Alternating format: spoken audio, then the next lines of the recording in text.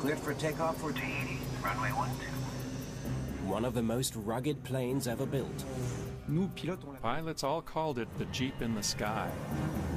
Crashes into the sea near Tahiti. A plane doesn't just crash for no reason. Air traffic controllers have no idea what happened. We're a small airport here. We're not equipped with radar. It looked like it was going to be a very difficult investigation. Was it a medical emergency? The pilot might have had a physical breakdown. An act of sabotage. No!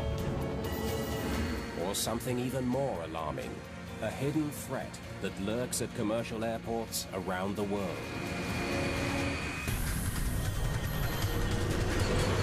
Mayday, Mayday.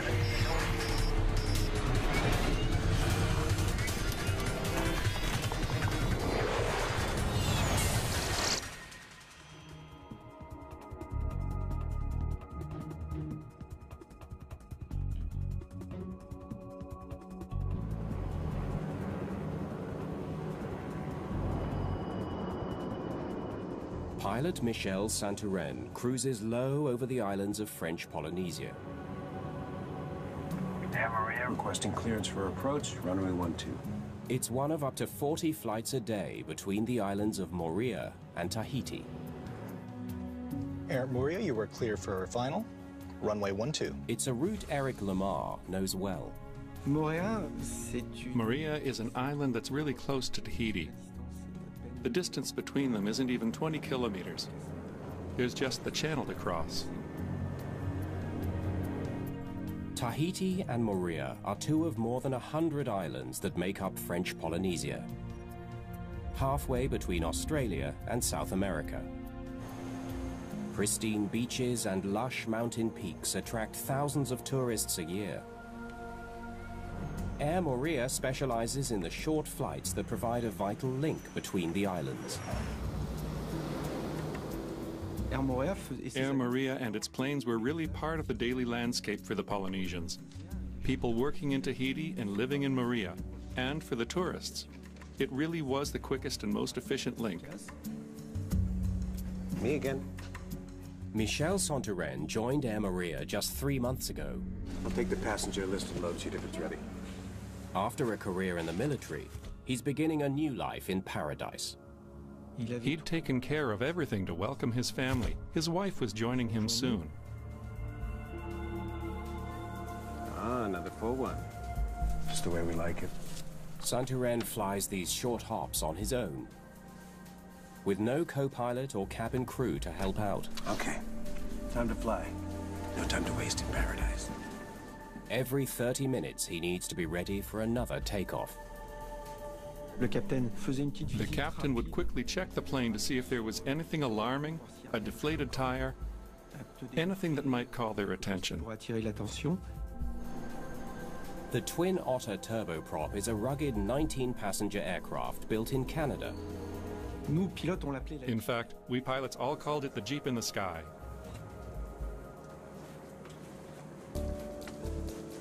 Nice shirt. We would greet the passengers quickly and reboard. Yeah, you see. It was very, very short, let's say. How you doing? Just put the luggage in the seat in front of you.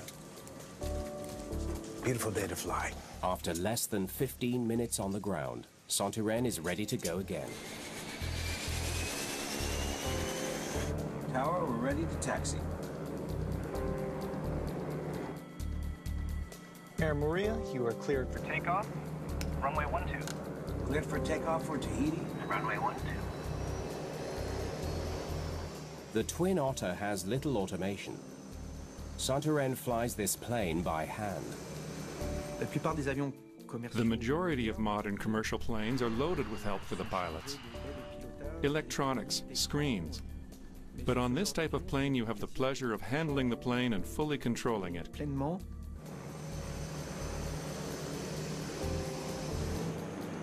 At this island airport, the ocean is just off the edge of the 1,200-meter runway.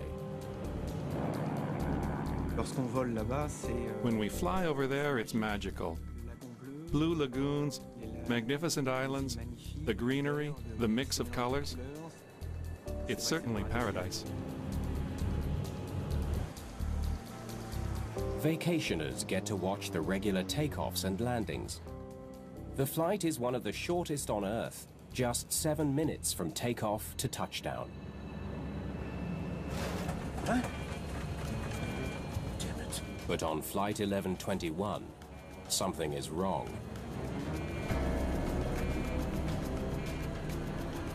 The Twin Otter is losing altitude fast. It falls into a steep dive. Less than 2 minutes after takeoff, Flight 1121 crashes into the Pacific.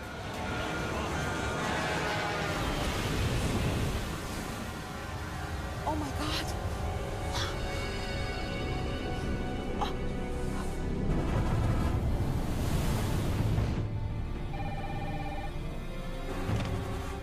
The tower is told what people have seen. Is it floating or has it gone under? Local fishermen rush to help, but they find no survivors, only bodies. All 20 people on the flight are dead. On a fait ce qu'on a pu, mais en fait, il n'y avait pas de survivants, quoi. Il n'y avait personne. Personne de vivant. I will always remember. It was terrible because we were still hoping that despite what happened, people would come out alive, or at least a couple.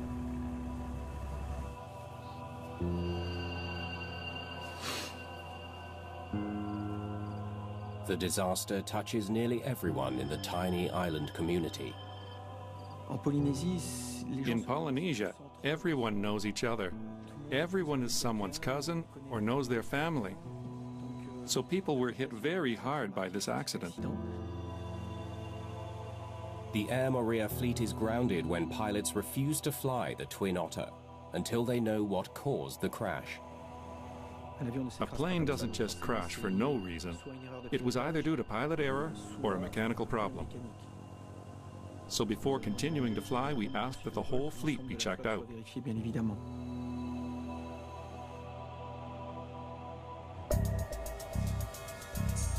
Bonjour. Because Maria is a French territory, a team from France's Accident Investigation Bureau, the BEA, is sent from Paris. It's their job to figure out what went wrong. Tell me there's more. Alain Bouillard leads the investigation. Le Twin Otter est un avion extrêmement robuste. The Twin Otter was an extremely robust plane, and it was used in all the difficult places where other planes can't normally take off and land. C'était quelque chose qui nous a interpellés. That made us wonder, what could have happened to this plane that would have made it hit the water? La surface de la mer. Investigators usually rely on clues from the wreckage. This tells us nothing. But most of this plane is at the bottom of the ocean. Bouillard will have little to go on unless he can get vital pieces back on dry land. We are going to need a lot more wreckage than this. There's another reason to find the plane. Unlike large airliners, Twin Otters are not required to carry cockpit voice recorders, but Air Maria installed one anyway. It could hold the answers investigators are looking for. We were hoping to get, in addition to the voice in the cockpit voice recorder, any kind of alarms that would sound. But recovering the CVR from the deep waters off the coast of Morea will be a huge challenge. Way too deep to send on divers. The sea depth at this area was around 700 meters, so obviously you cannot send any diver. You need to send a remote control operated submarine.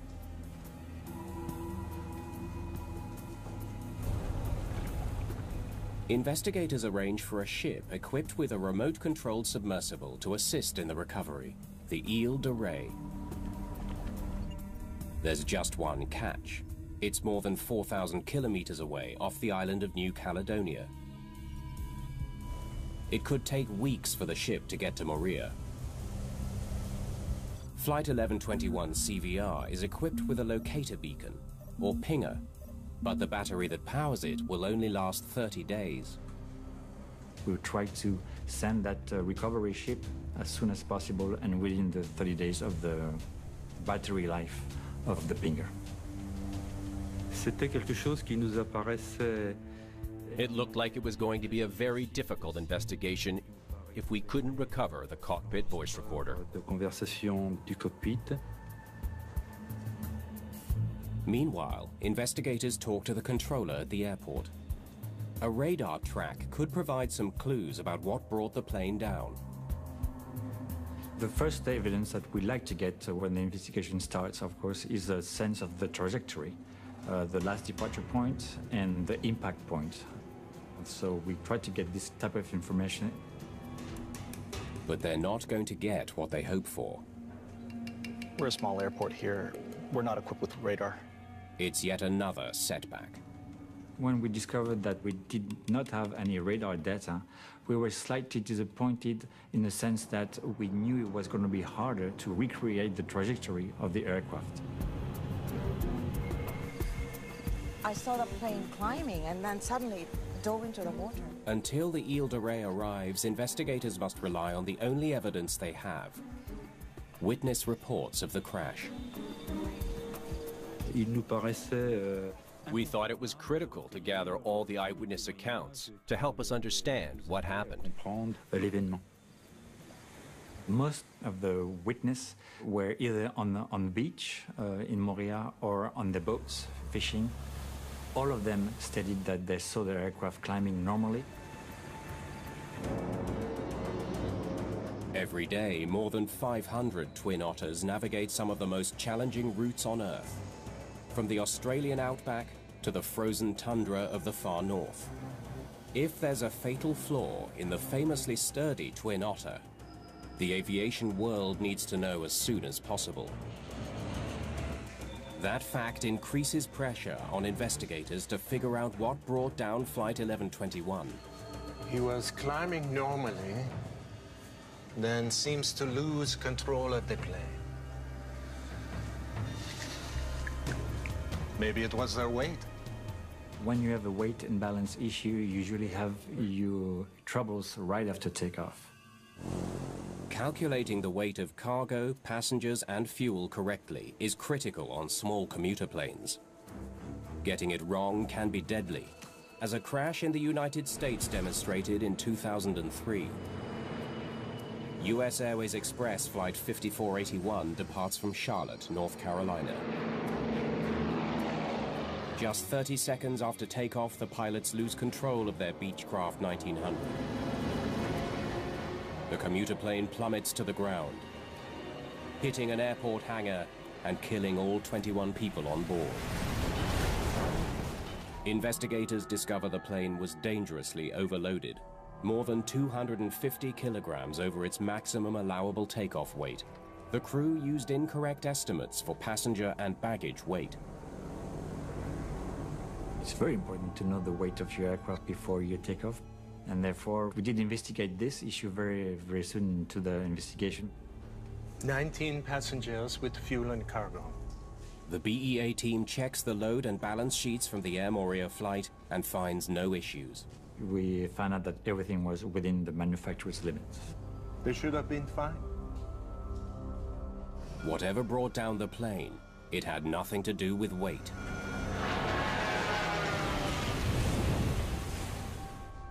Until help arrives to search for the plane's sunken cockpit voice recorder, there is no more evidence to go on. Bouillard decides to take a chance on an unusual tactic to try to figure out what went wrong. Oui, I need a small plane and a good pilot. Merci.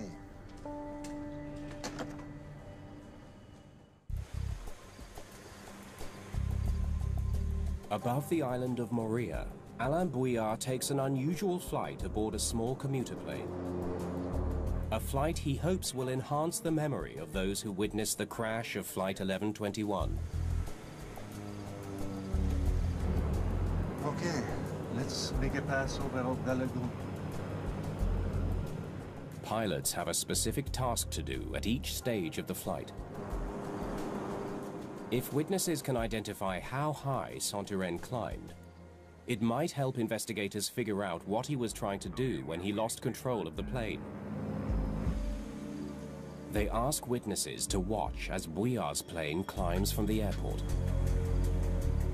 If you ask them what was the maximum altitude, they might not be able to tell you, or this was 500 feet or 1,000 feet or 2,000 feet. But if you actually show them an aircraft in the air and say, this is 500 feet, did it match what you saw? They can say more easily yes or no. No, it's too high.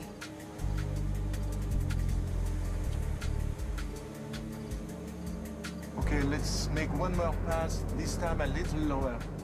We asked the witness to tell them which one of the recreated flights match the most what they remember from the day of the accident. Yes, that's exactly where I saw the plane. The right height. Excellent. We are at an altitude of almost 400 feet. Okay, let's go back. The test flights give Bouillard a good idea of how high Michel Santurén managed to climb. The flights we did allowed us to estimate the altitude at which the plane changed its trajectory. Whatever went wrong, it happened when he was still climbing. But he still doesn't know what caused the plane's sudden dive, or why the pilot couldn't recover. When you have an airplane going nose down after takeoff, you can think of engine failure, obviously. Dual engine failure. A twin otter can fly safely with only one engine. But if both engines fail, that could cause a steep dive like the one the witnesses saw. That was a possibility. It would match in terms of trajectory. But having two engines fail at the exact same time is an extremely rare event. Dual engine failure could be caused, of course, by fuel starvation, but that's quite unlikely right after takeoff. Or it can be also, let's not forget, bird ingestions in both engines, but that's quite unlikely also. Most witnesses also report hearing engines as the plane dove towards the sea. Dual engine failure now seems even more unlikely.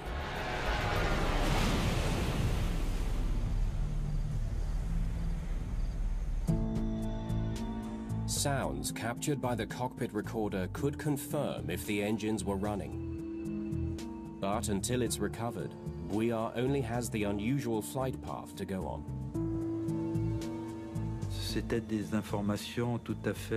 This information was certainly important, but it didn't explain what happened. It seemed to us that the pilot might have had a physical breakdown, some kind of incapacitation that put the plane into a descent.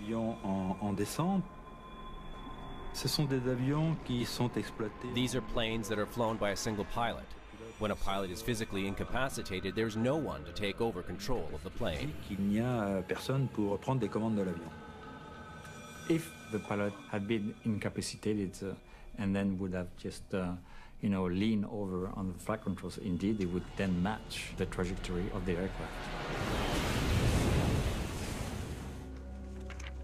The captain's body has been recovered and sent for autopsy. The coroner has checked for any signs of a medical condition that might interfere with the captain's ability to fly. But when Bouillard reads the results, it wasn't a heart attack. He's back at square one. There was nothing to suggest that he had a health problem. We have regular medical checkups. He passed without any difficulty. We closed the door on pilot incapacitation as the cause of the accident. Bouillard must consider every possible cause for the crash. He explores a terrifying possibility. What about a deliberate act of sabotage? Did someone board the flight intending to commit murder?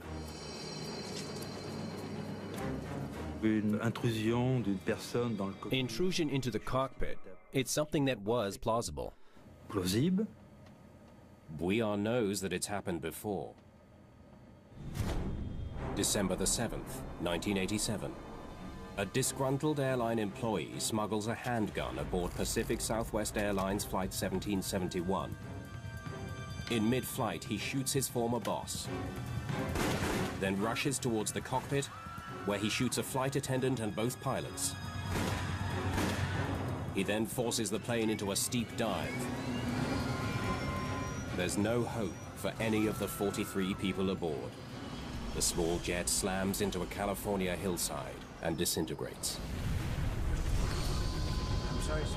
You can't be in. What are you doing? If someone on Air Maria Flight 1121 entered the cockpit and attacked the pilot, the sound of the struggle would be on the cockpit voice recorder. At this stage of the investigation, it was pretty obvious that we had to find the CVR.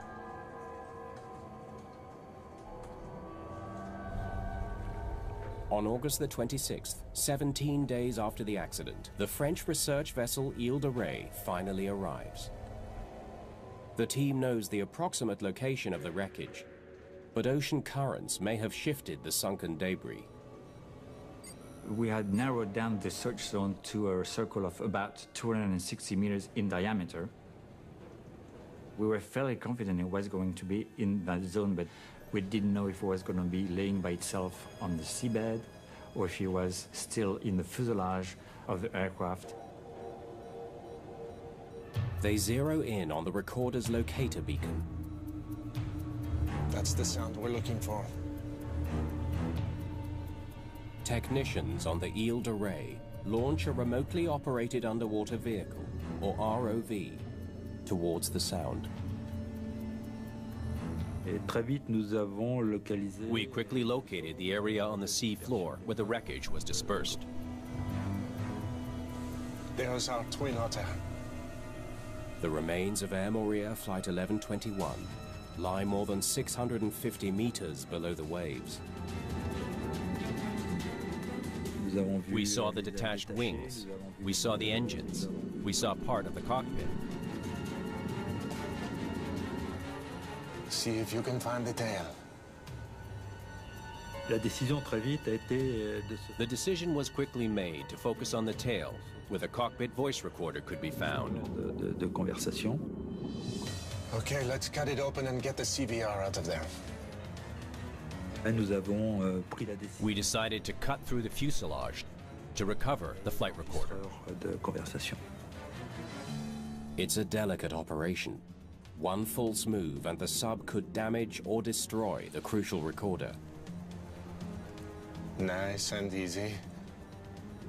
We were really hoping to find it there, undamaged or just slightly damaged, and therefore increasing our chance of success for the readout process.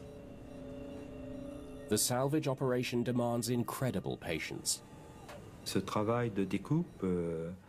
This job of cutting out or of the ROV chewing open a hole in the plane took 5 or 6 hours of work before we could get to the cockpit voice recorder.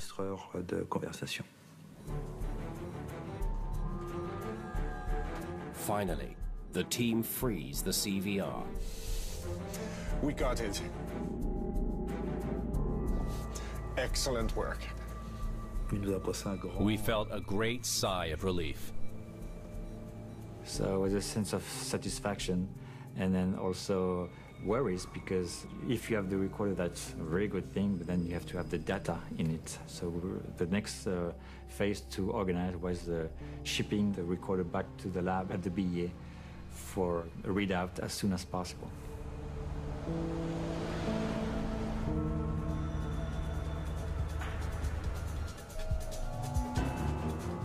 Along with the voice recorder, the salvage effort brings up other key pieces of wreckage.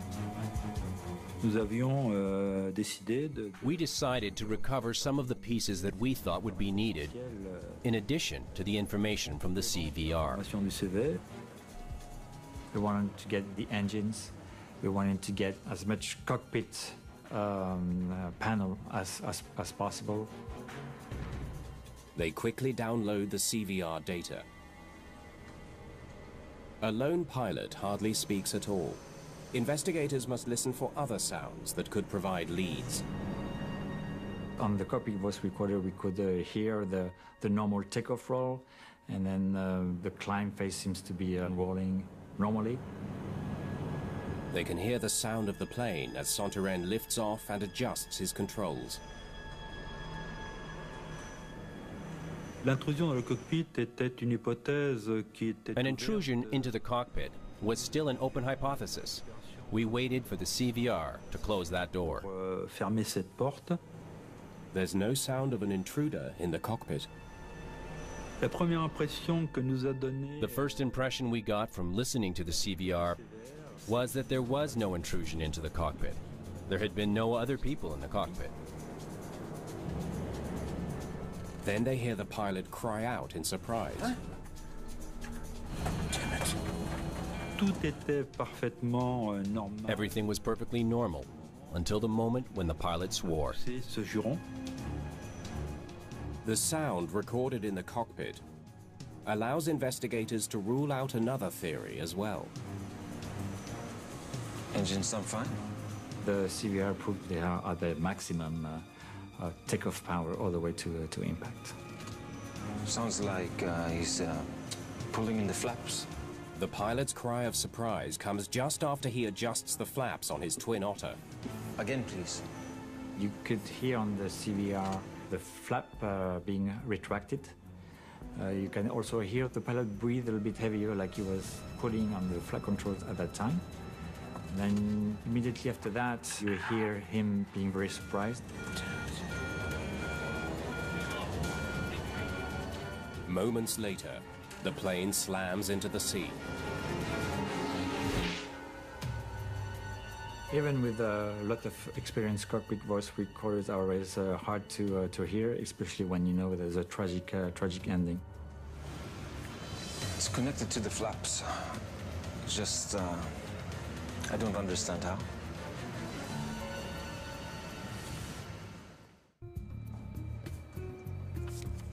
Investigators learn that on flights to Tahiti, Twin Otter pilots retract their flaps when they reach about 400 feet, the same altitude where Flight 1121 began to dive.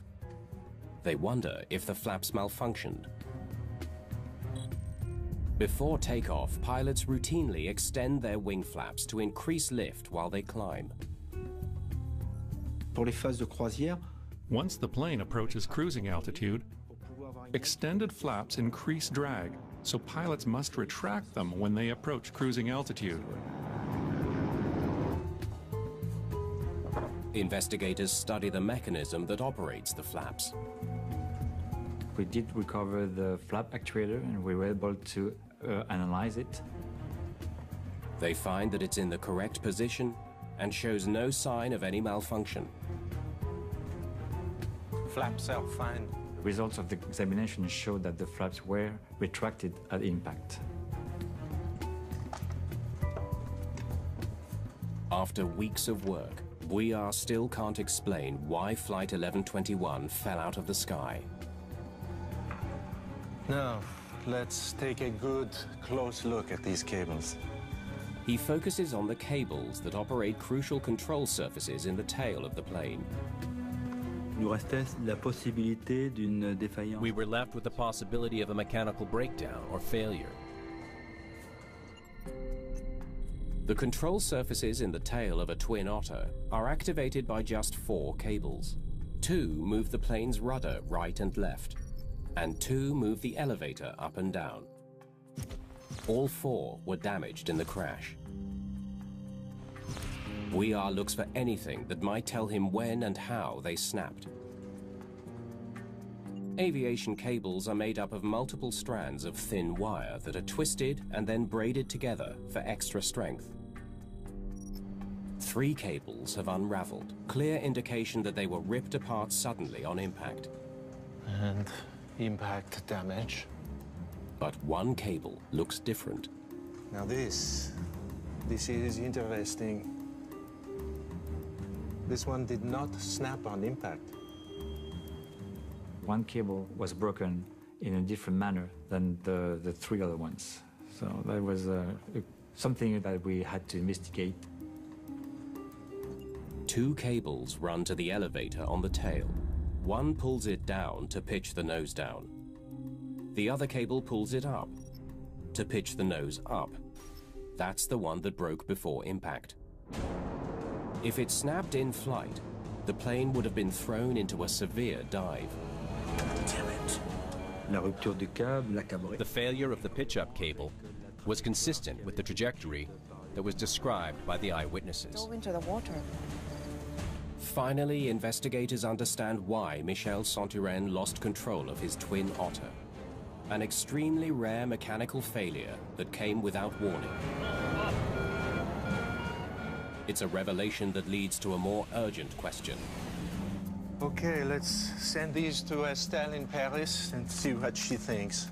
They must now figure out why the cable snapped before it happens to someone else.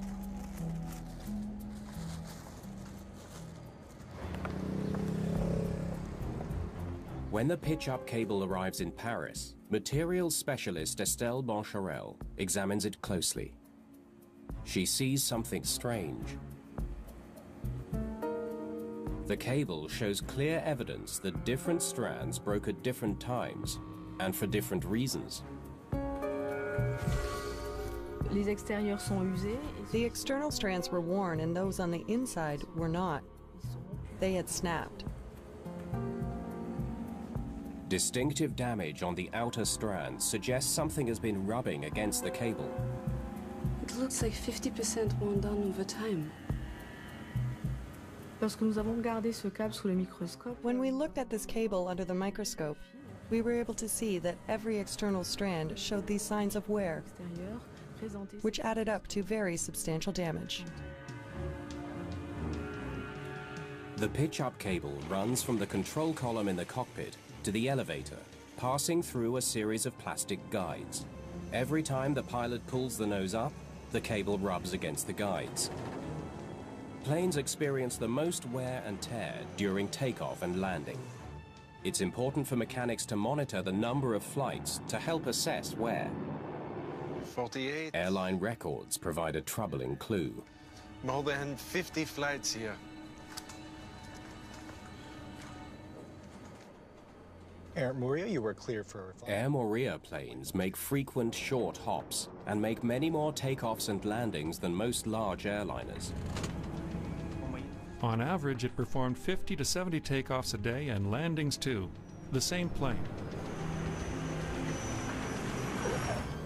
Investigators need to know how all that back and forth movement could have affected the pitch-up cable. They devise a test that replicates the friction on the cable. But there's another factor that must be taken into account. This is the only plane in the Air Moria fleet with stainless steel cables. We found out that there was a different type of control cable used for this particular aircraft. The accident plane is a new addition to the Air Moria fleet. The airline's other planes have control cables made of carbon steel. But Flight 1121's cables are made of stainless steel. Stainless steel withstands salt corrosion better than carbon steel. It would make sense to make the decision to use stainless steel so that your cables would corrode less in a very saline environment. Cables could be susceptible to corrosion more than if you would operate over land. But stainless steel cables also have a disadvantage. They wear down more quickly from friction, something Air Moria failed to take into account when drawing up the maintenance schedule for the Twin Otter that crashed. A stainless steel cable contains chrome, which makes it better at resisting corrosion. It also contains nickel, which can make it more sensitive to wear. Lab results confirmed that the frequent short flights helped wear away the outside of the stainless steel cable.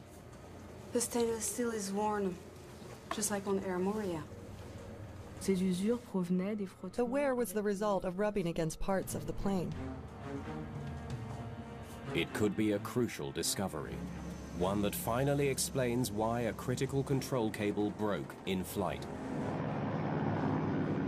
Investigators suspect friction weakened the cable so much that it snapped as Santorin was pulling his elevator up to climb.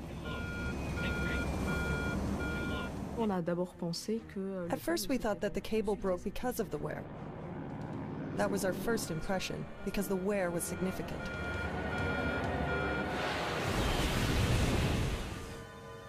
Boncharel puts the theory to the test. She recreates the force used by Santorin to pull up the nose of the plane. If she's right, the worn cable should snap. But it doesn't break. Once we performed this test, we saw that with 50% wear, you still needed much more force. A force 10 times stronger than what you'd find in flight during this phase of flap retraction. Thanks to the tests, we realized that even a cable worn down by 50% could have withstood the stress of the entire flight. Cable remained intact. We had to figure out what phenomenon could have weakened the cable. Something else helped to snap that cable. What? Investigators know that planes sometimes sustain hard-to-detect damage from small impacts with ground vehicles. If an airport vehicle accidentally ran into the plane's elevator, the impact may have broken more wires in the already worn pitch-up cable.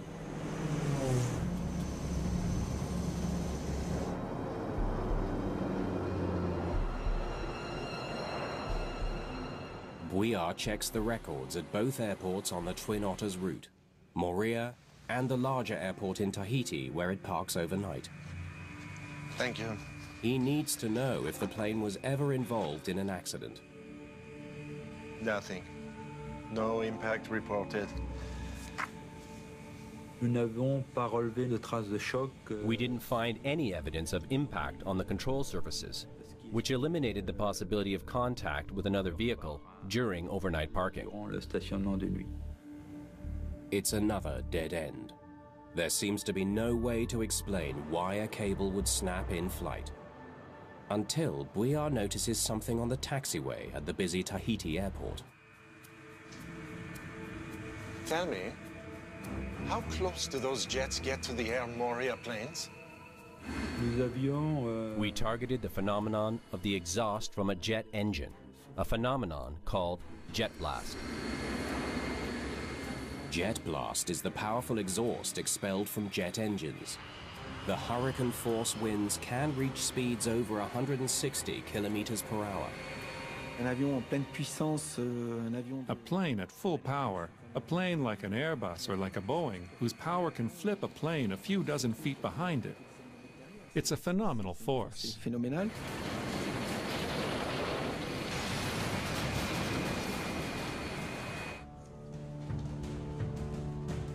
Investigators study the layout of Tahiti's airport. They need to know if the Air Moorea planes could have been damaged by jet blast. Okay. The Air Moorea Twin Otters are parked here. They learn that Air Moorea parks its planes very close to a taxiway used by powerful jets. Airports routinely set up jet blast barriers to protect planes from the dangerous force. There should be barriers to protect the Twin Otters at Tahiti's airport, but they've been removed. Now look at this. It's an important discovery. The jets, they back out here. These barriers were removed to make it easier to go from one parking lot to another. There was no longer this physical barrier to protect the Twin Otter planes. The Airbus or Boeing jets were found, let's say, about 50 meters away from Air Moorea's parking. Very close. The Air Moorea planes are parked right in the path of the jet blast. This plane had been parked in an area that was prone to receiving blasts from the large carriers during their departure. We therefore arrived at this hypothesis, that there was a very high probability that the cable was weakened by jet blast.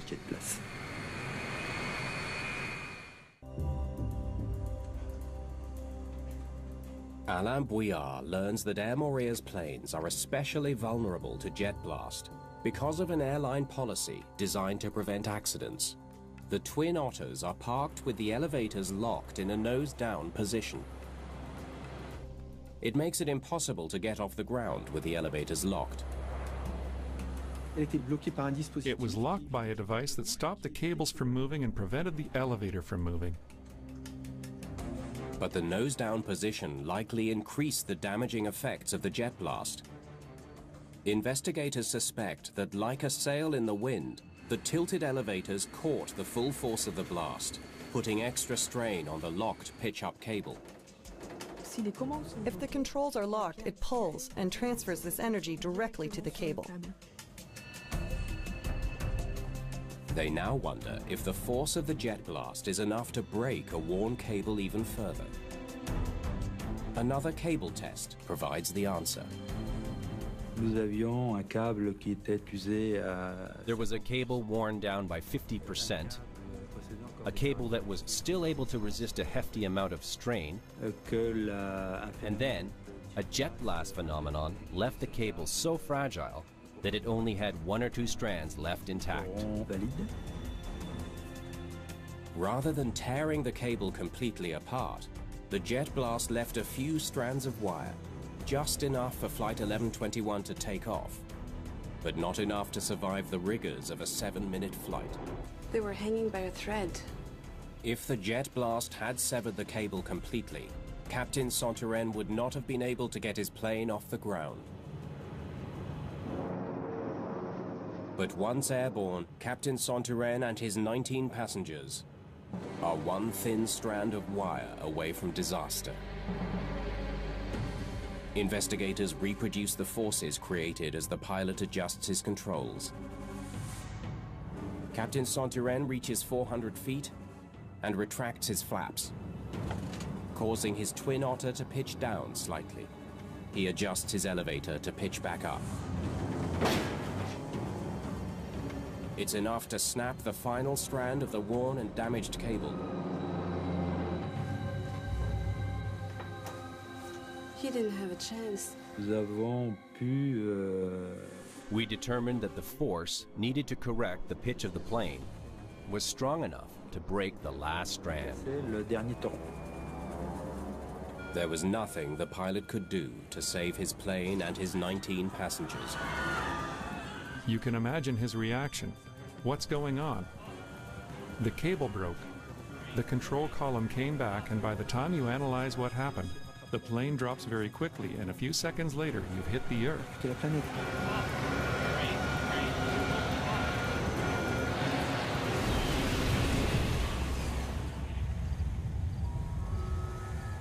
The Air Mauria accident killed 20 people